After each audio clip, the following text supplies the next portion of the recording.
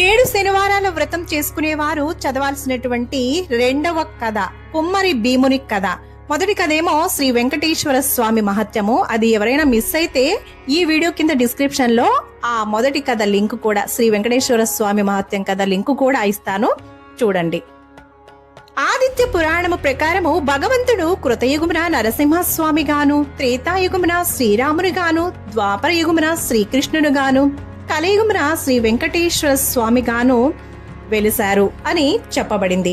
అలాగే స్కాంద పురాణం ప్రకారము కార్తికేయుడు కృతయుగమున స్కందుని గాను, త్రేతాయుగమున కుమారస్వామి గాను, ద్వాపర యుగమున సుబ్రహ్మణ్యుని గాను, కలియుగమున శ్రీ వెంకటేశ్వర స్వామిగా జన్మించారు అని చెప్పబడినది.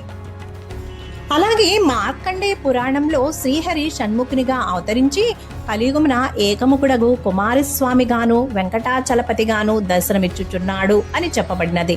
తిరుపతి మహాక్షేత్రములకు సమీపమున ఒక పల్లెలో భీముడు అని ఒక కుమ్మరి ఉండేవాడు.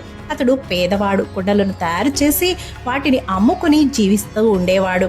అతనికి వెంకటేశ్వర స్వామిపై భక్తి ఎక్కువ. ఎప్పుడూ కూడా దేవుణ్ణి పూజించవలని ఉన్నా కూడా కుటుంబ పరిస్థితులను బట్టి అతనికి అట్టి అవకాశం ఉండేది కాదు. అందువల్ల తాను సారెపై కుండలను తయారు చేయొచ్చు. ఆ ప్రదేశంలో శ్రీ వెంకటేశ్వర స్వామి వారిని ప్రతిమను ఉంచుకొని సారెపై కుండలను తయారు చేయనప్పుడు అతని చేతికి అంటిన మట్టిని పుష్పముగా తయారు చేసి భక్తితో స్వామివారి ప్రతిమ వద్ద ఉంచేవాడు. అతడు పనిచేసినంత కాలము అతని చేతికి అంటిన మట్టిని పుష్పముగా చేసి స్వామివారి ప్రతిమ వద్ద ఉంచడం అనేది అతనికి నిత్యకృత్యంగా మారిపోయింది.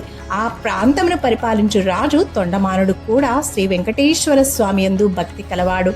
అతడు ప్రతి దినము వెంకటాచలమునకు పోయి స్వామివారిని బంగారు పువ్వులతో అర్చించేవాడు.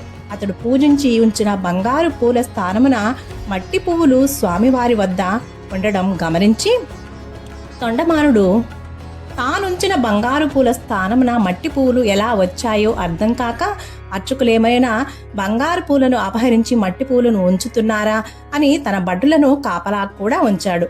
కానీ ఎన్ని విధాలుగా ప్రయత్నించినా కూడా బంగారు పూల స్థానంలో మట్టి పూలు ఎలా వస్తున్నాయి అనేది రాజుకు అర్థం కాకుండా పోయింది.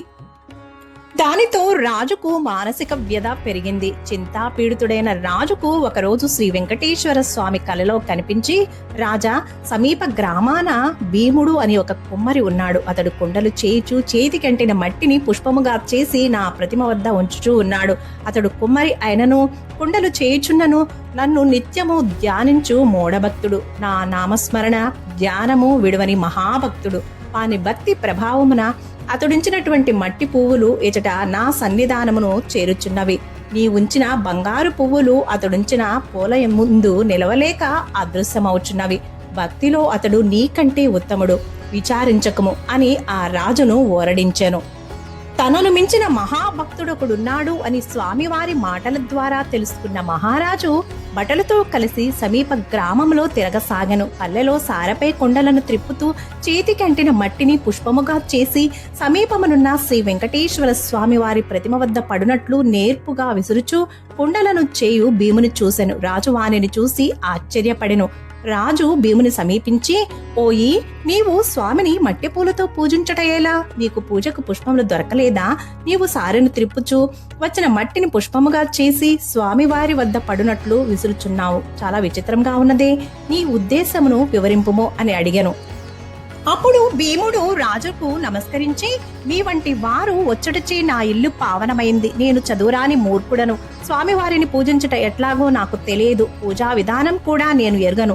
నేను దరిద్రుడను. కుండలను చేయనిది నా కుటుంబము గడవదు. కావున నేను ఉదయం నుండి సాయంకాలం వరకు కుండలను చేయక తప్పదు. ఇట్టి నేను తీరికలేక ఇట్లు చేయుచున్నాను. క్షమింపుడు. నేను శ్రీ వెంకటేశ్వర స్వామి వారిని నమ్మినవాడను. చేతికి అంటిన మట్టిని పుష్పముగా చేసి ఇట్లు స్వామివారిని తలచుకొనుచు సార వద్ద నుండి లేవరాని స్థితిలో ఉండుటచే ఇట్లు మట్టి పువ్వులను స్వామివారి వద్దకు పడినట్లు విసురుచున్నాను అని భయభక్తులతో వినయంగా మహారాజునకు తన పరిస్థితిని వివరించెను. కుమ్మరివాని మాటలు విన్న రాజు మిక్కిలి ఆశ్చర్యపడెను. కుమ్మరివాని భక్తికి మెచ్చి అతనికి ధనమిచ్చి తన రాజ్యమునకు పోయెను. ఆ తర్వాత కొంతకాలమునకు భీముడు మరణించి స్వర్గము చేరెను. శ్రీ వెంకటేశ్వర స్వామి భీముని భక్తికి మెచ్చి నాకు ఇక నుండి ప్రసాదములను మట్టి పాత్రలతోనే నివేదించవలేనని తొండమాను మహారాజుకు కలలో కనిపించి చెప్పాను. ఈనాటికి స్వామివారి సన్నిధిలో ఈ ఆచారము పాటించుచు మట్టి కుండలతోనే ప్రసాదమును స్వామివారికి నివేదించుచు ఆరాధించుచున్నారు. తొండమానుడు శ్రద్ధా భక్తులతో శ్రీ వెంకటేశ్వర స్వామిని అర్చించుచు నిత్యోత్సవములు, రథోత్సవములు, సమారాధనలు మున్నగు వానిని జరిపించుచు చివరికి మరణించి విష్ణులోకము చేరెను. ఇది 7 శనివారాల వ్రతం. సప్త శనివారాల వ్రతం చేసుకునేవారు చదవాల్సినటువంటి రెండవ కథ. Thank you for watching. Please like, share, comment on my video. Please subscribe my channel. నాది ఇంకో ఛానల్ ఉంది, మారుతి తెలుగు మోటివేషనల్ ఛానల్. ఆ లింక్ కూడా ఈ వీడియో కింద డిస్క్రిప్షన్లో ఇస్తాను. దాన్ని కూడా సబ్స్క్రైబ్ చేసుకుని సపోర్ట్ చేయండి. దానిలో మోటివేషనల్ స్టోరీస్, కోట్స్, వీడియోస్గా వస్తాయి.